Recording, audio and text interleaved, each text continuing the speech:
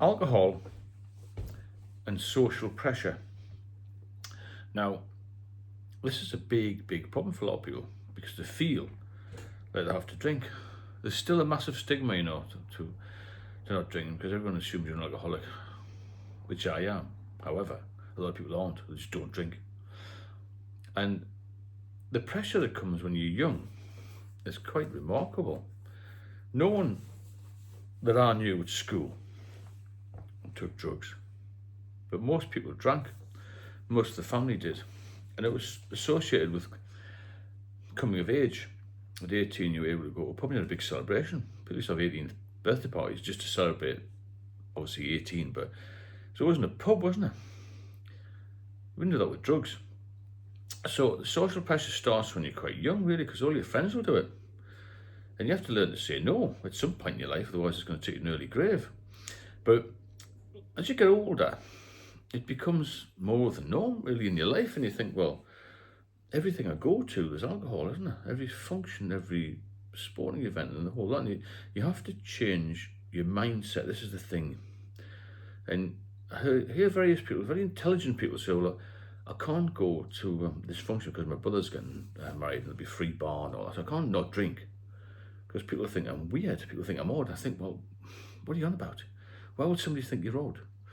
Because you don't drink. You just say, I don't drink. And it's changing your mindset to thinking, well, I'm telling people I don't drink because it doesn't agree with me. I don't like drinking. It's as simple as that, and stick to your guns, because I often drank more because other people were drinking more, if that makes sense. Go out for a few drinks after work and then put a few quid in a whip and have a big pot of money. Do you want another one? No, I better go. Oh, just have another one, have another one, have another one. If I'd just been stronger, I wouldn't have had another one, then another one, and then another one. And then my habit of drinking alcohol wouldn't have turned into an addiction. I think social pressure is a massive thing. And it's something we have to deal with individually to basically conserve, protect ourselves and our health, especially our mental health. And then obviously later on your physical health. With me it was mental, I think, first of all. And physical symptoms will come when your body gets damaged, and your body will get damaged. One of the first signs I found was having high blood pressure. And then obviously I dealt with that. I didn't have any medication, I just changed my lifestyle a little bit more. I didn't particularly cut down a lot of drink, but I started to exercise more, eat differently.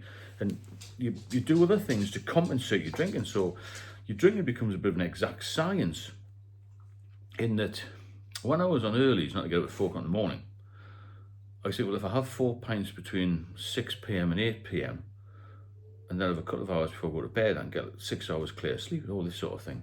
And the whole thing becomes quite bizarre. And you probably experience this yourself. If you are a heavy drinker, or regular drinker, and somebody says, oh, I need you to drop me off somewhere early in the morning on a Saturday, you've got to plan your Friday, because your Friday has generally been meet the guys or the girls for a few drinks, maybe go to a party, whatever you used to do. And then you have Saturday and Sunday to recover. Now this weekend's a long bank holiday, because you had Good Friday and then Saturday and Easter Sunday, which is today, and then tomorrow's another bank holiday. So the pubs today will be absolutely rammed, I'd imagine. I haven't been out myself. However, this is the thing that I'm not about the social pressure, so you feel like, oh, I better go out, everyone else is out. But just because they're out, doesn't mean so you've got to go out. And this is why people get in the mess. Not everybody gets in the mess with alcohol. Some people can drink 2 or 3 times a week without a problem.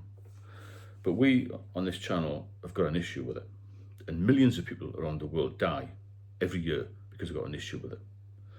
And there's more people than you imagine got problems with alcohol. There's a lot more people drinking a lot more. And you do hear in the press, social media, that young people aren't drinking as much. That's very socio-economic, that. In some areas they are drinking less, and other areas are drinking more, because poverty leads to more drinking. Because often poverty-stricken areas can't afford drugs. I know it sounds a bit bizarre, that, but it's true. You've got a pub chain, obviously Wetherspoons, where the beer's less than £2 a pint. It's cheap, isn't it? Even if you're struggling for money, you can still afford a few pints. So people will always find money for alcohol. And if you go to the supermarkets, it's getting cheaper and cheaper per unit to buy alcohol.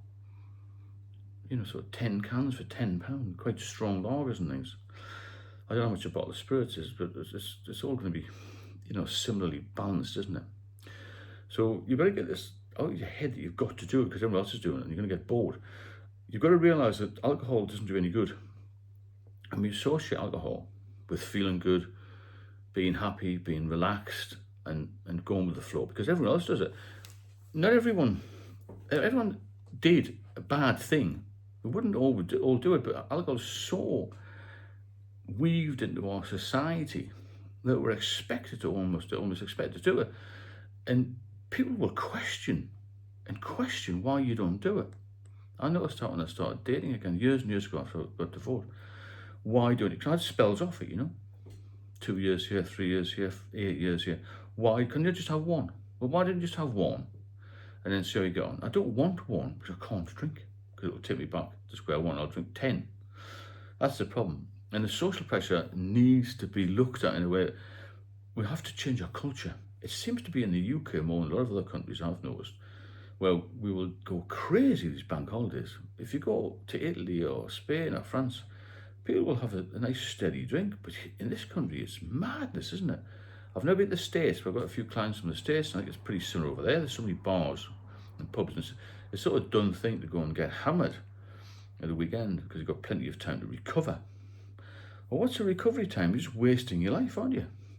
And we also, I used to anyway, in London especially, associate alcohol with success. But it's actually failure because you're using a drug to try and cope with things in life as you get a bit older.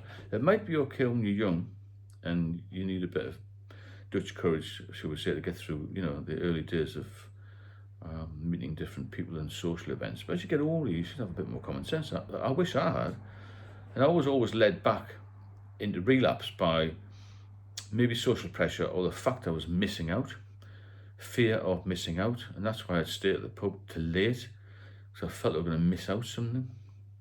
And then my habit turned into an addiction. And then once you're in addiction, then you're pretty much gone. Because like I said before, I believe there's 4 stages. I think the first stage is, number 1, is you're going to be a social drinking, where you can handle a couple of pints a couple of times a week.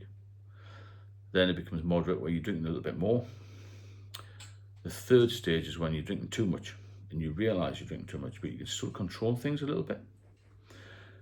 Move on to stage 3.5, which I reckon is you drink too much, and you know it's doing you harm. Things are starting to fall apart in your life. Maybe you've got domestic issues, you've got financial issues, work issues, you're not feeling too well at work, you're feeling a little bit grubby, you sometimes have a hair of the dog at weekends, wake up feeling terrible because you had a lot on the Thursday or Friday, have a couple more, and then you turn in maybe a top-up drinker where people are sneaking a few drinks in before work or during work or after work. All this sort of thing can creep in. And then when you hit stage 4, which I was at, you're in active addiction, which means you cannot escape unless you get some help. So you've got to try and focus earlier than you get to stage 4. If you're stage 2, 3, you've got to cut down a bit because you're rapidly going to a further stage where you're really addicted to it and you won't be able to cope. And most of the people I speak to and help on here, I do one-to-one mentoring, a lot of them have got anxiety issues. So if somebody speaks to them, a member of the family, criticises them anywhere, questions of drinking and all this sort of thing, it sends them off the rails to drink more. It's a vicious cycle, isn't it? So forget about the social pressure. Keep away from people who push you into drinking. Change your habits, change your mindset, look forward to the future and look forward to be happy and healthy. Because there's only going to be you who looks after yourself, No one else is going to do it. You might have a very supportive partner, but in the end, if you're not helping yourself, they won't assist you. They'll give up in the end because it's human nature, isn't it? You tell somebody, look, I'm here for you if you need me, and you completely ignore them and do your own thing, then that's the end of that, isn't it? So fear of missing out, knock that on the head because you're missing out on nothing. Social pressure, deal with that and tell people, I don't drink, I don't like drinking, and leave it at that. Walk away if you have to, because you only got one life and things go, it's very, very quick. Life, isn't it? It goes, flies by. One minute you're 20, next minute you're 40, next minute you're 60 and so on. So look after yourself. If you want any support with this, leave me a comment and I'll leave a link in the description. And let's do it together because getting sober alone is very hard, very difficult. But there's nearly 12,000 subscribers here. Most of us have got issues with alcohol, or had issues with alcohol, and we can help you out. Keep in touch and enjoy the rest of your weekend.